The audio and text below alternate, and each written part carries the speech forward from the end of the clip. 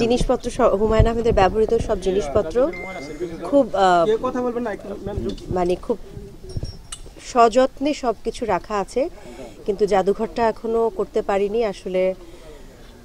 অনেকগুলো কারণ, প্রধান কারণ হচ্ছে আসলে কি বলবো, প্রধান কারণটা আর্থিক।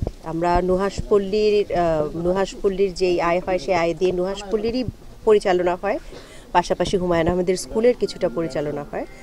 তো আমরা এখনও আশা করছি যে আগামী 1-2 বছরের মধ্যেই এটা শুরু করব এবং শেষ করব। প্রথমত নুহাশপল্লী নিয়ে কি পরিকল্পনার কথা আপনারা ভাবছেন বা শুনেছেন আমি নিশ্চিত নই। নুহাশপল্লী নিয়ে নতুন কোনো পরিকল্পনা আসলে ছিল না।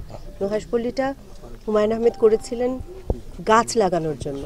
উনি বলতেন যে পৃথিবীতে বা মানে বাংলাদেশের মাটিতে হয় এমন সমস্ত গাছ এখানে যেন থাকে।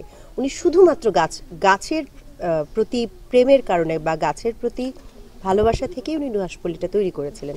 আসলে আমি হুমায়ুন আহমেদকে নিয়ে বিশেষ দিনে আমার কোনো আলাদা কোনো ভাবনা হয় না, বরং বলবো বিশেষ দিনের চেয়ে সাধারণ দিনগুলোতে আমি বেশি করে তাকে অনুভব করি। বিশেষ দিনটাতে আমার একটু আসলে অসুবিধাই হয়, এই যে গরমের মধ্যে আপনাদের সাথে কথা বলছি, একটু আজকে আমি অসুস্থ, জ্বরে ভুগছিলাম, এর মধ্যেও কথা বলছি। এটা আসলে বিশেষ দিনের একটা কি বলবো, একটা সুখের জ্বালা। কিন্তু আমি পরিবারের একজন হিসেবে বা ওনার সঙ্গিনী, কর্মসঙ্গিনী, পারিবারিক সঙ্গিনী হিসেবে আমি ওনাকে প্রতিদিন একইভাবে অনুভব করি। এবং ওনার 2 ছেলের মধ্যে আমি যখন ওনার, এখন তো ওরা বড় হয়েছে অনেকখানি ছায়া যখন দেখি বেশ কিছু ক্ষেত্রে, তখন আমি এই বিষয়টা খুব উপভোগ করি।